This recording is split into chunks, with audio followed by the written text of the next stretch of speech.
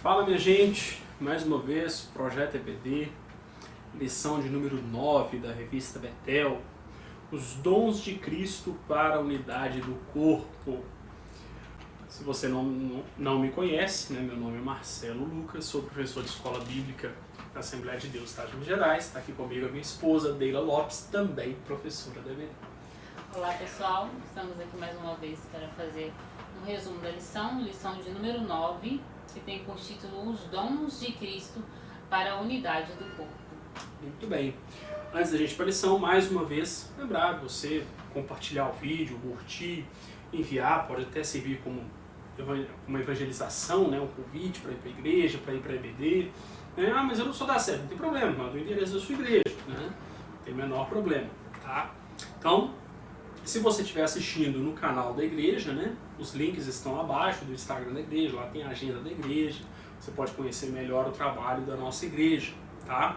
Se você estiver assistindo no nosso canal pessoal, na descrição tem todos os links do nosso trabalho, né, nossos blogs, enfim, tá? Indicação de livros, tudo que a gente tem produzido está aí, ok? Também agradecer aos nossos pastores, né? Sim. Pastor Clóvis Afonso da Costa Júnior, pastor presidente, a sua esposa, a pastora Jaqueline, agradecer pela força, pelo espaço aqui no canal oficial da igreja, né, para a gente trazer um pouquinho aqui das reflexões que esperamos contribuir com vocês.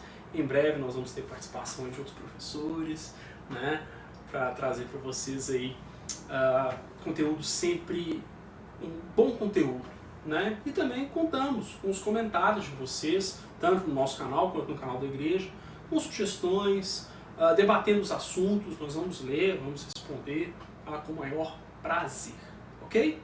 Então vamos para a lição. Os dons de Cristo para a unidade do corpo. Quer começar ou eu começo? Começo? Então vamos lá. O texto áureo tem em Efésios 4, versículo 11. É um texto relativamente conhecido, né? Diz assim: E ele mesmo deu uns para apóstolos e outros para profetas e outros para evangelistas, e outros para pastores e doutores, ou mestres, algumas traduções trazem pastores e mestres. Verdade aplicada. Os dons ministeriais foram distribuídos pelo Senhor, visando o aperfeiçoamento dos santos para a edificação da igreja. Então aqui já começa algo importante. Dom ministerial dado pelo Senhor é para a edificação do corpo, ou seja, não é para você aparecer. Tá? Então já começa aí. Beleza? Então, por exemplo, o Senhor me fez amar o ensino, né, gostar de estudar, gostar de ensinar, não é para eu aparecer, é para que os irmãos sejam edificados pelo trabalho, tá? E aí a gente faz o melhor, né? Eu sei que nem sempre o melhor é lá grande coisa, mas a gente tenta entregar uma boa aula, né? Estudar, o irmão vai pregar, prepara o sermão, né? A igreja merece isso, né? A igreja precisa disso, né? E aqui eu já quero até fazer uma reflexão rápida aqui, antes de passar a palavra para você, tá? A gente tem que parar aquela bobagem. Cantei para Deus, não foi para os irmãos. Preguei para Deus, não foi para os irmãos. Como se Deus precisasse da gente, que a gente cantasse. Como se Deus precisasse converter. Querido, Deus não precisa converter. Deus não precisa ser edificado, Ele já sabe. Portanto, você prega sobre Deus, perante Deus, mas você prega para a igreja. A sua pregação é para que eu aprenda, para que eu cresça como cristão. Quando você vai lá na frente cantar, você canta em adoração a Deus, mas para a minha edificação. Você canta para que o Espírito Santo ache lugar para falar ao meu coração, para me consolar, para me confortar. Então, seja mais amoroso com a igreja. Lembra daquela passagem de Jesus com Pedro? Pedro, tu me amas? Então apacenta as minhas ovelhas. Você ama o Senhor? Se dedique à igreja. Em Atos 17, Paulo fala exatamente sobre isso. Olha, Deus não é homem para ser servido por homens. Deus não habita em templos feitos por mãos humanas. Nada que a gente faça, Deus precisa disso. Mas a igreja, como pessoas, falando em igreja de instituição, não. A igreja como pessoas, nós precisamos uns dos outros. Ok? Nós precisamos estar juntos, né? Falávamos isso algumas lições atrás, né? Nós precisamos uns dos outros. E é isso que é o dom ministerial. Você tem algum desses dons ministeriais? Apóstolo, profeta, evangelista, pastor, mestre, né? Cuidado. Não significa que você tem algum desses dons que você tem o ministério. tá? Hoje em dia é porque o meu ministério, cuidado com isso, meu irmão, muitas vezes é só vaidade isso, ok? Ou seja, vou encerrar, tá? Ou seja, você pergunta se eu tenho um ministério? Não, eu não tenho um ministério. Por mais que a minha atuação esteja intimamente ligada ao ministério, mas eu exerço uma atividade delegada pelo meu pastor. Então, por exemplo, eu sou professor de escola bíblica, então o meu pastor delegou ali para os superintendentes que começaram a observar e viram que eu tinha jeito para ensinar. Me deram a oportunidade, deu certo. Bom, pelo menos eu acho que deu. Né? E aí estamos lá, mas é uma atividade delegada. Eu não tenho ministério. Eu não tenho autoridade para definir o que vai ser ensinado à igreja. Ministério, gente, é o governo. E principalmente o governo que vai ser ensinado. Eu não tenho essa autoridade. Ah, Marcelo, mas a gente pode pregar na igreja. Pode, o pastor mandou, você prega. Inclusive, toda vez que você for pregar, pergunte ao pastor se ele quer direcionar o tema da sua mensagem. Entendeu? Porque ele tem autoridade para isso. Ah, Marcelo, isso é bajulação. Isso não é bajulação, meu querido. Isso é entendimento bíblico. Ao pastor é dado autoridade para decidir o que vai ser ensinado. Essa é a grande função do pastor. Tá? Então não é porque você tenha um desses dons ministeriais, o Senhor tenha te dado isso, né, que você tem um ministério, que você tem um governo da igreja. Não é assim que funciona. Tá? Não é assim. Perceba como que Timóteo se submete a Paulo, como que até os apóstolos se submetem uns aos outros, né? Paulo corrige Pedro. Então como que eles se submetem uns aos outros? Aí a gente vai ficar com, né, o meu ministério, me ajuda aí, meu filho, tá? Então baixa a bola.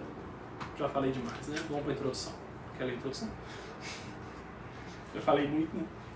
Eu queria só enfatizar aqui o versículo 14 dos nossos textos de referência, que se encontra no capítulo 4 de Efésios. 14 fala o seguinte: para que não sejamos mais meninos inconstantes, levados em roda por todo vento de doutrina, pelo engano dos homens, que com astúcia enganam fraudulosamente. Né? Que achei interessante, o apóstolo Paulo fala aqui, que para que nós não sejamos levados, né, por essas doutrinas, né, que tem aí a torta e a direito, nós precisamos realmente entender, nós precisamos ter a maturidade que nós só vamos encontrar através da oração, através da palavra, né, do Espírito Santo de Deus.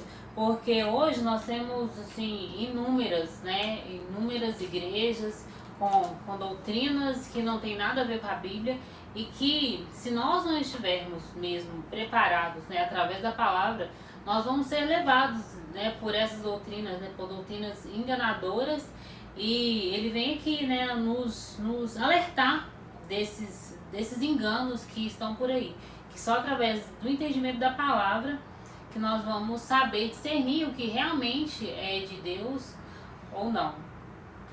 Amém. Introdução.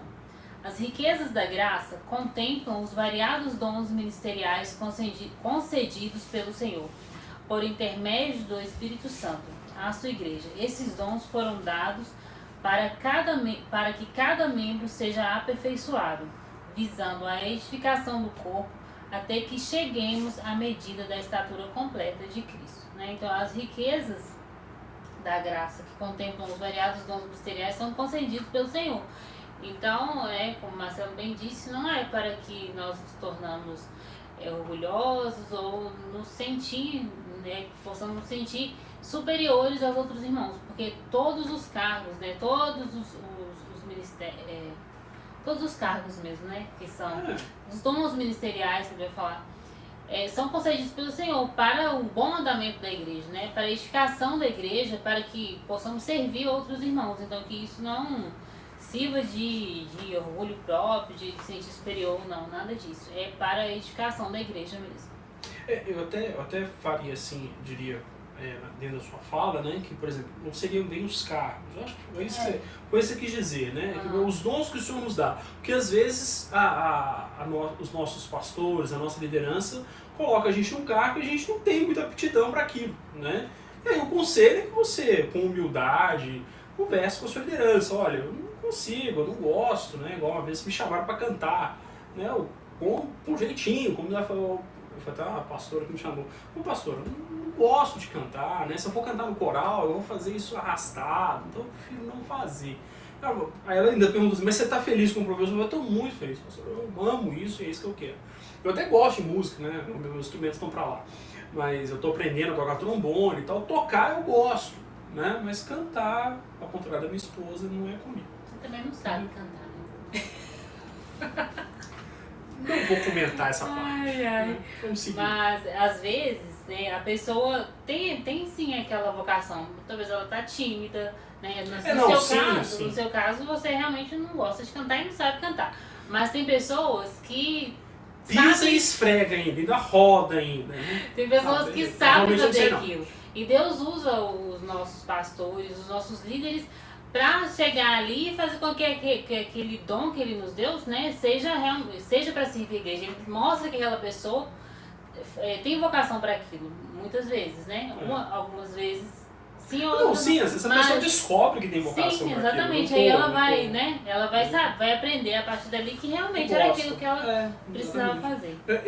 Porque quando a irmã me chamou, eu já sabia que eu não gostava. Eu já tive experiência com cantar, eu sabia que eu não gostava e não sabia, e não sei cantar mesmo. É verdade. Tudo bem. Eu assumo.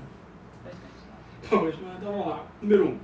Os dons concedidos pela graça divina. É interessante que aqui ele vai enfatizar que esses dons são dados por Deus, como eu já havia falado. Ele começa assim: por sua graça, Deus tem concedido a cada cristão, membro de seu corpo, a capacidade para manter a normalidade que o corpo necessita para sustentar-se e manter o ritmo de sua atividade. Eu acho que é interessante essa colocação porque ela mostra o seguinte: olha, talvez você não tenha aptidão para pregar, para cantar ou qualquer outra coisa, mas todos os salvos, o Senhor dá aptidão para se manter na igreja e para ajudar a igreja a caminhar. Talvez você não tenha esses talentos, né, para estar na frente e tudo mais, mas você é uma pessoa que ora. E uma coisa, gente, é interessante. A gente precisa voltar, eu já falei isso aqui nesses comentários, mas a gente precisa voltar àquilo que é ordinário.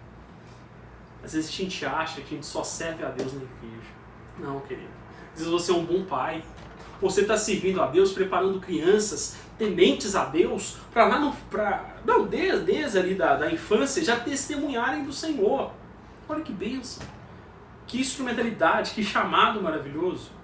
Uma boa mãe, né? Às vezes você vai dar uma palavra para uma pessoa, vai ajudar uma pessoa no seu trabalho, vai levar a palavra, a pessoa vai se converter, de modo que não necessariamente você tem que ter algum dom ministerial para servir a Deus. A gente precisa entender que não tem um chamado mais santo que o outro, não. Aquele que é chamado para ser professor, pastor, ele não é mais santo que o irmão que por vocação é médico, ou por vocação é mecânico. Às vezes a gente simpatiza muito as profissões de nível superior, né?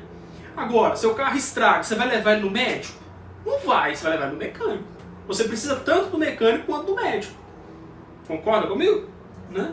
Então não tem vocação mais. E às vezes com o seu trabalho, sei lá, né, mecânico, trabalho, mecânico de usinagem, trabalho na indústria, seja lá o que for, comerciante, seja lá o que for, talvez você possa evangelizar.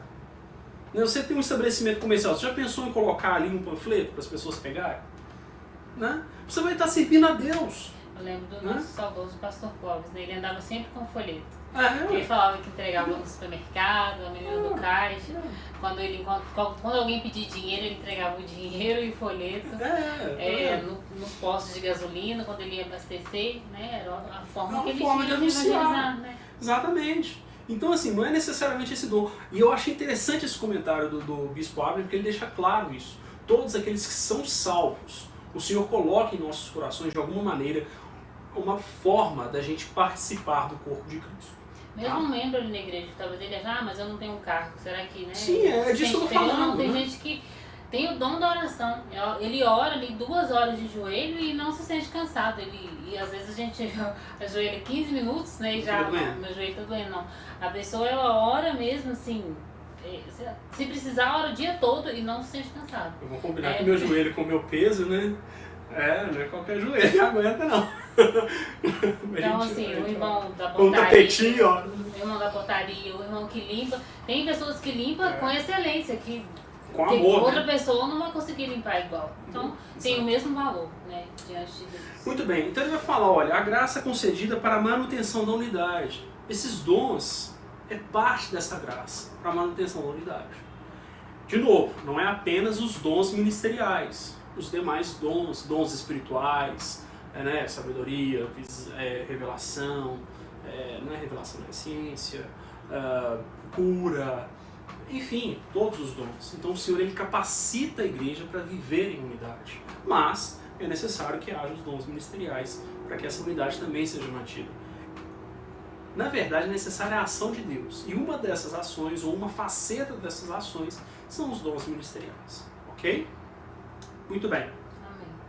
É interessante também que ele fala assim, ó, no sentido cristão, o dom é uma concessão sobrenatural de Deus a nós. Ou seja, por mais que a gente tenha um talento natural, visto como natural, aquele que é salvo é uma ação sobrenatural de Deus de trazer aquele dom natural que Ele te deu, Ele fez você nascer com um dom de oratória, dom para música, um ouvido absoluto.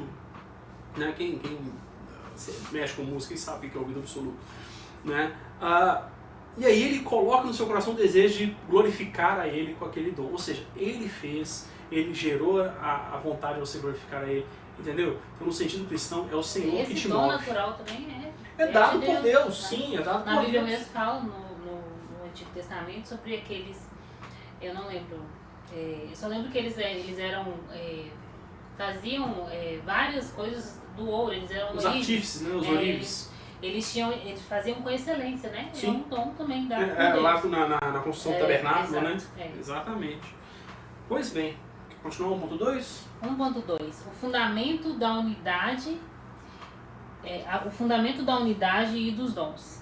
Paulo ele ensina que os dons eles são concedidos por Cristo por meio do Espírito Santo. Ele fala, né, que do triunfo de Deus que é representado pelo retorno da arca, né, ao seu santuário original, e também do triunfo de Cristo sobre o império do mal, que é o fundamento da unidade dos dons, né, que são nos concedidos através do Espírito Santo, e esse símbolo, né, que é a arca, e também do triunfo de Jesus Cristo. E Cristo né, e também a ascensão de Cristo, ele conquistando o seu lugar no céu, nos deu dons, né, deixou dons para a igreja, que ele veio a este mundo, né, se rebaixou da pior forma, que é, né, se tornar humano, e quando ele retornou, ele nos concedeu esses dons, ele concedeu os dons à igreja. Isso. 1.2 e 1.3 vai tratar exatamente da vitória de Cristo. 1.3 é a vitória de Cristo no Calvário.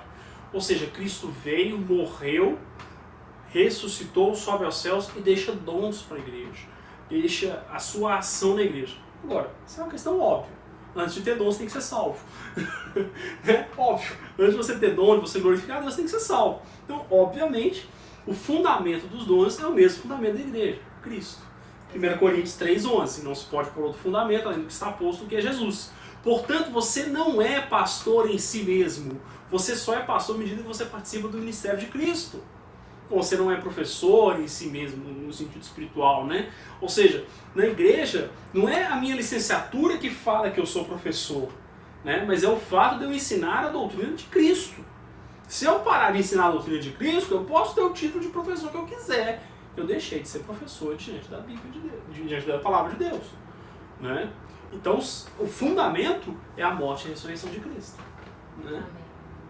Quer comentar ainda? 1.3? 1.2? Então vamos para o 2.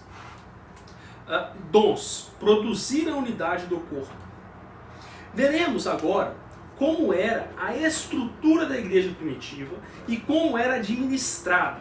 Paulo nos diz que o mesmo Senhor Jesus Cristo, ascendido, glorificado, concedeu diferentes habilidades espirituais, dons aos membros de sua igreja.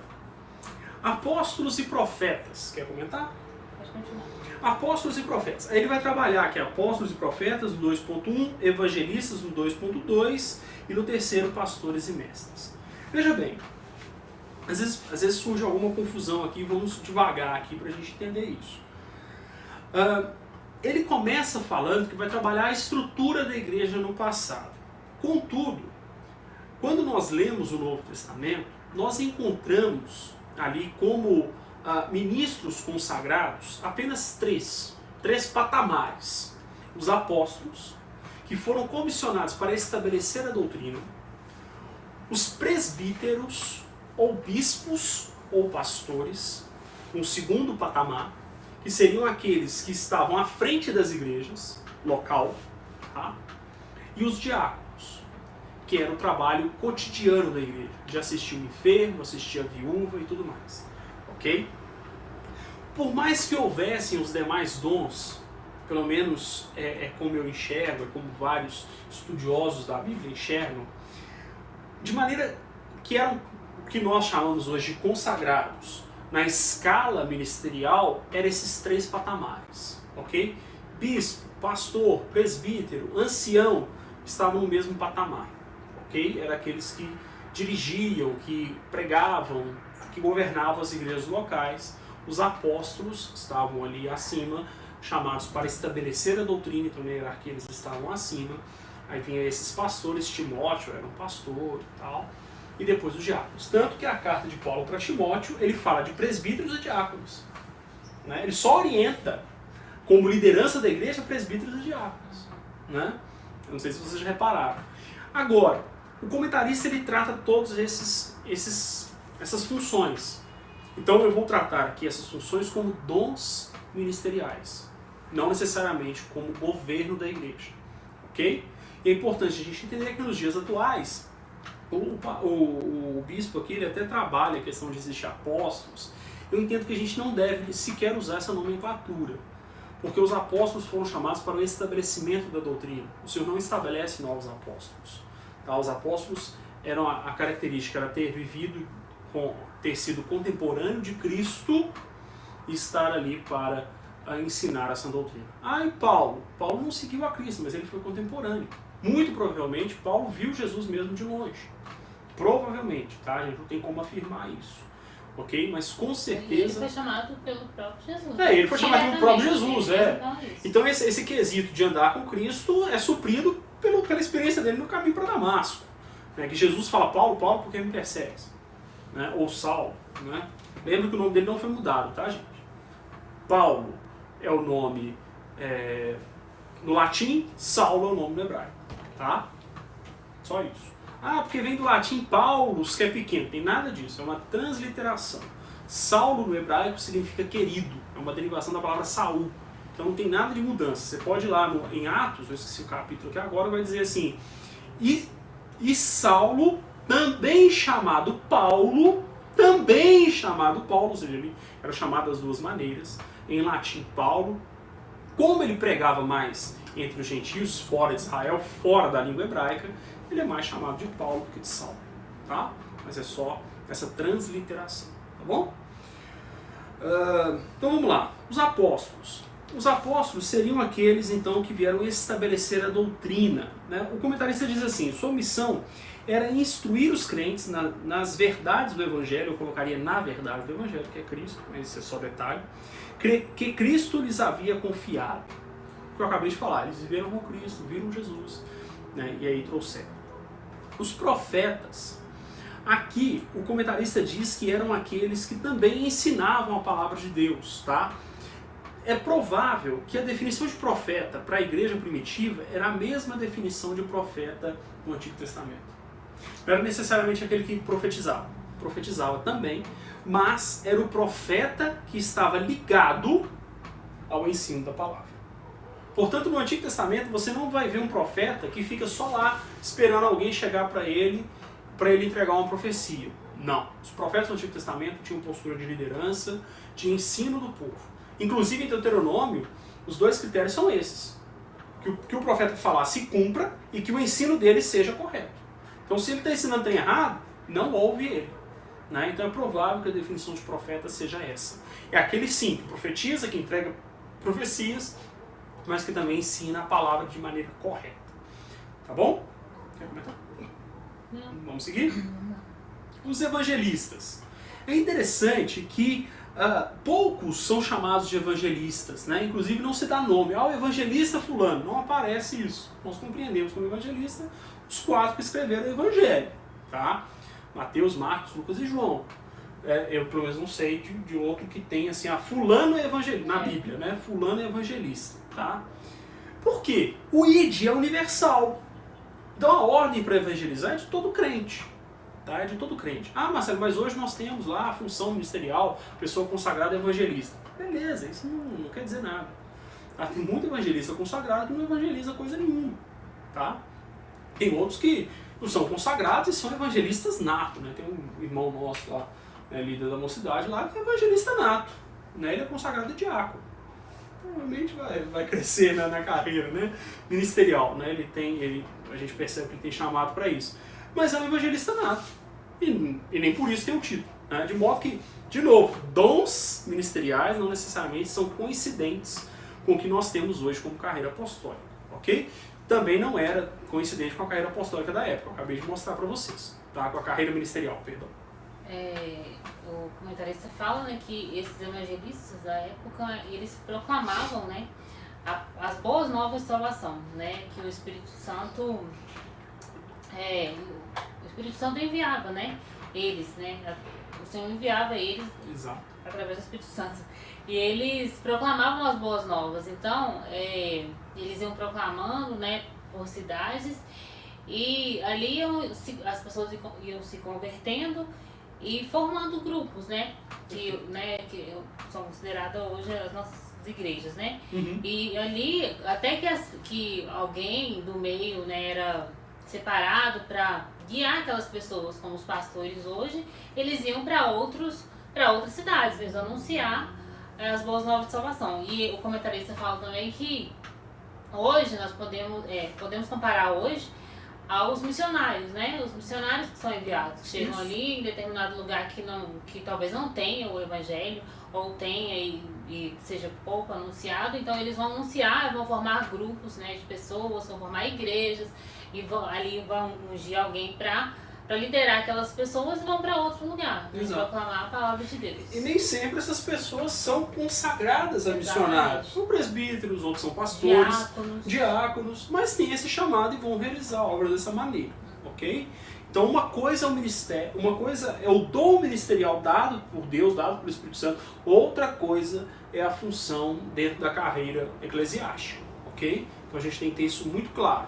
Marcelo, você está falando que não tem nada a ver? Não estou falando isso. Estou falando que sim, a gente precisa buscar, as pessoas buscar do Senhor discernimento, aqueles que estão no ministério, vai apresentar alguém para o diaconato, busca discernimento, realmente ele tem características para exercer o diaconato, né? Realmente o Espírito Santo chamou, a igreja confirma esse chamado. É interessante que Paulo fala assim com Timóteo: não despreze o dom que há em ti, dado por profecia e por imposição de mãos do presbitério. O que é a profecia? É a ação do Espírito Santo. Pode ser uma profecia, uma revelação, né?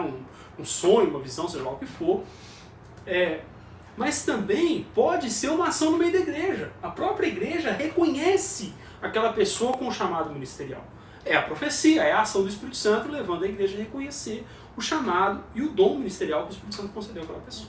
Amém? Tem pessoas que não são consagradas, né? Nem é diácono, nem é presbítero. E pregam no ônibus, pregam na praça. E o Senhor salva. Exatamente. E o Espírito Santo opera. Né? Exatamente isso. Amém? Amém? Por fim, gente, pastores e mestres. O comentarista ele fala algo aqui interessante. Olha, em nossos dias, o ministério pastoral tem sido confundido com o de mestre, porque ambos estão muito próximos na administração do ensino cristão. Com todo respeito, discordar aqui do bispo Abner, não é que eles estão confundidos, eles se confundem. Um pastor que não tem desejo de ensinar, não é pastor. Entenderam? O que acontece? O mestre é aquele que ensina. O pastor, ele ensina e cuida. Todo pastor precisa ser um mestre. Porque o ministério tem duas pernas, gente. É o ensino e o cuidado. Então você vai ensinar a doutrina, o pastor, né? Vai ensinar a doutrina, vai pregar toda semana, enfim, aí depende da igreja, né? Como é que é a organização de cultos da igreja. como nós na Assembleia, nós temos um culto de ensino, e ali o pastor deve pregar. E nós temos o culto público, né, que aí ele envolve louvores, oportunidades e tudo mais. Né? Então ele vai pregar, né, e ele vai cuidar. O irmão ficou viúvo, o pastor vai lá assistir. O irmão está enfermo, o pastor vai lá assistir. O irmão está deprimido, o pastor vai assistir. Né? Então, tem irmãos em pecado, o pastor vai lá cuidar. Ensino e cuidado. Ou seja, todo pastor é um mestre, é um professor da palavra. E o cuidado. Nem todo professor, como esse que vos fala, é pastor. Entendeu? Ficou claro? Então, o professor, ele ensina, mas não necessariamente ele tem um chamado ministerial. Porque o chamado ministerial ele tem essas duas pernas. O ensino e o cuidado com o rebanho. Tá? O cuidado com a igreja. Então, todo pastor precisa ser um mestre. Nem sempre o mestre será um pastor. Tá? Mas o pastor ele precisa ter essa veia, esse amor pela palavra de Deus. Ele fala, achei importante também, que ele falou que a imprensa só veio a ser inventada depois de 14 séculos, né? E quem foram os responsáveis de nos trazer a palavra foram esses mestres, né? Que eles iam divulgando oralmente a palavra e chegou até nós, né? Imprensa, gente, para quem não entende, o termo não é imprensa, o jornal nacional não, tá? Imprensa é impressora, a máquina de imprimir. Foi inventada em 1500 e... perto da Reforma.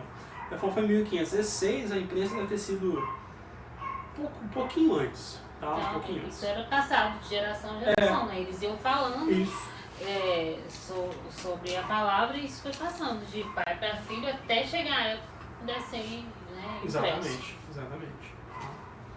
3, vamos rapidinho aqui que o tempo já estourou. Razão e objetivo dos dons ministeriais. Vamos aqui resumidamente, né? Primeiro, o aperfeiçoamento dos santos, a edificação do corpo e o crescimento com maturidade. São os 3 tópicos. Portanto, assim, o que o comentarista vai trabalhar aqui é que os dons ministeriais são dados à igreja para que os santos vivam em santidade e sejam aperfeiçoados em santidade. Né? Sejam aperfeiçoados em sua salvação. Ou seja, a salvação é só o que eu sinto. Não, meu irmão. Deus ele te salva por completo. A sua mente também tem que ser transformada, tem que ser alimentada, para você não cair nos engodos que tem por aí. Tá?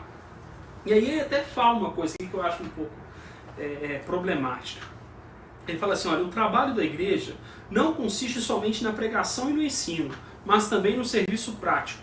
E isso não envolve apenas os ministros. É um dever que deve englobar a todos. Eu entendo. Existe uma prática da evangelização, uma prática do cuidado, às vezes uma obra social e assim por diante. Mas contudo, querido, não caia nesse engano. Não tem nada mais prático do que o ensino da doutrina da palavra. Não tem nada mais prático do que isso aqui. Ó. Isso aqui é manual de vida e prática para você. Você quer saber como viver bem no seu casamento? Está aqui. Você quer saber como ser um bom profissional? Está aqui. Você quer saber como lidar com a depressão? Está aqui. Você quer saber como lidar na educação dos filhos? Está aqui. Não tem nada mais prático que o ensino disso aqui. Tá? Você pode ver que uma igreja bem doutrinada é uma igreja que dá menos problema. É uma igreja que o pastor tem menos dificuldade. Tá? É claro, uma igreja grande vai ter sempre muita dificuldade. Mas você pode reparar que um pastor que se esmera no ensino, você tem uma igreja gigantesca. O problema está aqui, ó. Né? Igual a nossa, né? 80 congregações. Tem problemas pontuais, mas problemas estruturais não tem. Já reparou isso? Não é porque a gente tem um ministério preocupado com o ensino. É um ministério que abre espaço para a gente fazer isso aqui. É um ministério que valoriza a escola bíblica. É um ministério que está ali ensinando toda terça-feira. Né? Então você não tem problemas estruturais. Tem problemas pontuais? Tem. Toma tempo? Toma. A bola, o pastor? A bola. Mas não tem problema estrutural. Prática, né? Realmente tem que ser a prática da palavra. Porque às vezes a pessoa quer ser tão prática, né? Quer efetivar além da conta, ela vai, né? E vai cair nesses erros que nós vemos por aí. Eu acredito que seja erro. Porque aí a pessoa quer ir pro carnaval, né? Pra trazer as pessoas pra igreja. Querem ir pras boates, né? E aí, na verdade, ele vai estar se amoldando ao mundo. E muitas vezes ele pode ficar por lá, né? Ao invés de trazer, ele pode ficar lá. A pessoa é tão prática que esquece da Bíblia, né? Exatamente. Então, não funciona. Então, a Bíblia é sim a nossa prática. Eu te cortei, desculpa. Não, é isso. Isso mesmo?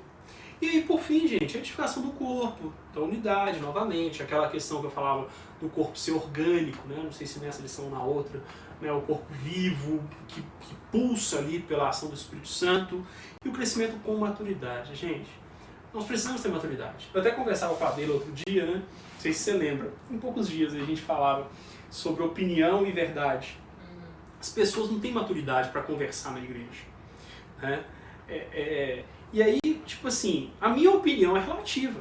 A verdade é absoluta, gente. O que é relativo é a opinião. O problema é que as pessoas estão relativizando a verdade e tornando a opinião absoluta. E aí, o pastor não aceitou minha opinião, vou sair da igreja. É falta de maturidade. Opinião é uma coisa, a verdade é outra. Eu até te falei aquele dia que meu pai, por exemplo, ele falava comigo assim, ele falou assim, não, pai, quando eu era adolescente, mas eu quero assim, olha aqui, tem que ter democracia na casa, né? Nem sabia direito explicar o que é. Eu também posso dar minha opinião, porque eu sou um membro dessa família. Meu pai falava, beleza, pode dar sua opinião. Aí eu dava minha opinião, depois ele falava, mas que vai permanecer é a minha, porque eu que sou o responsável. E na igreja é do mesmo jeito, né? Nós temos uma pessoa que o Senhor colocou para nos conduzir. Então, realmente, eu posso dar minha opinião. Mas ele tá ali para conduzir, ele sabe o que é o melhor para a comunidade. Então, se ele não ouviu, ele ouviu, mas ele não acatou, né? Ele tem a autoridade para isso. Aí só um cuidado, né? O ministério não é que ele tem que ser tirano, não é isso não. Ele vai ouvir, vai considerar, enfim, né? Então, assim, a gente tem que ter essa maturidade. E isso vem com crescimento espiritual, né? Por exemplo, eu posso não gostar de algum evento da igreja, né? Isso é real, né? Tem um evento lá que eu não gosto, por exemplo, uma confraternização, uma festa qualquer, eu não gosto. Tá, é a minha opinião.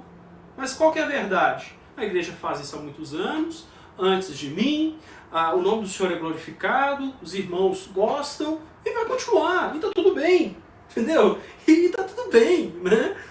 É isso, né? A minha opinião é que tem que pintar a igreja de rosa, né? Me ajuda aí, irmão, né? Tudo bem, além de ser feio, né? Mas assim, os irmãos não querem, beleza, é opinião, tá tudo bem, você tem que ter essa maturidade, né, para trabalhar. Eu sempre comento que assim, eu converso muito com hoje o presbítero, né, que é presidente da mocidade da nossa igreja. Eu vou citar nomes, depois as pessoas acham ruim, né? Eu prefiro citar só o nome do pastor. Às vezes eu converso com o pastor Clóvis Júnior, né? Exponho minhas opiniões, às vezes tá certo, às vezes tá errado, às vezes eu falo, não, mas será que acho que é assim, pensa vamos por esse caminho? E amém, tá tudo certo. Muitas vezes eu entendo o que ele está falando e até concordo com ele, muda a minha opinião, né? Eu me lembro uma vez, rapidamente, já estourou o tempo, né? Quando eu vim para a Assembleia, eu vim de uma igreja que ensinava batismo com o Espírito Santo, mas ensinava que não necessariamente o dom de línguas era o sinal para ser batizado. Eu te contei isso, né? Aí eu fui conversar com um dos pastores. Esse pastor também não vou citar não, porque né, depois ele pode não gostar. Ele até mudou para outro estado. E ele falou comigo, Marcelo, todas as vezes que teve batismo com o Espírito Santo teve dom de línguas. Na hora eu falei assim, será? Eu pensei assim, mas naquela passagem não teve. Eu falei, amém, pastor. Aí eu fui para casa e olhei. E tinha. Né? Então, assim, aquele meu entendimento, eu tive que me curvar. Claro, aqui eu não estou falando de opinião, né? Estou falando que está na Bíblia. Mas você tem que estar aberto a isso, querido. A mudar a sua opinião. Isso é maturidade cristã, tá? E é dada pelo Espírito Santo. A humildade que a gente falava na aula anterior, né? Então o Espírito Santo vai dando isso pra gente, ok? Mas o importante é a maturidade de ter a disponibilidade de entender a palavra, né? Isso. Se você não entendeu, procurar alguém, procurar seu pastor, procurar seu líder. E também para que nós não possamos ser enganados pelos falsos mestres, pelas falsas doutrinas, né? Que hoje está aí com cara de boa doutrina, né? Que nós possamos ter a nossa raiz, como nós estamos na lição anterior, nosso alicerce em Cristo, né? E que não possamos ser enganados e possamos estar cada dia mais maduros com relação à palavra de Deus, no entendimento. Isso, procurar os professores da EBD também, para puxar a brasa para sardinha. Né? Se não souber, eu mando falar com ela, tá? Conclusão? Quer ler a conclusão? A conclusão. A gente terminar? A verdade revelada no Evangelho de Cristo, unida ao mais sublime dos sentimentos, que é o amor, são os pilares essenciais pelos quais a Igreja, o corpo, pelo poder do Espírito Santo, se eleva e cresce em tudo, naquele que é a cabeça, Jesus Cristo. Amém, queridos? Possamos viver debaixo do ministério do nosso Senhor e Salvador Jesus Cristo, exercendo com humildade, com mansidão, com amor, os talentos, os dons que Ele, por misericórdia e amor, nos concedeu. Amém? Amém. Que Deus abençoe a todos. Deus abençoe os irmãos. Até semana que vem.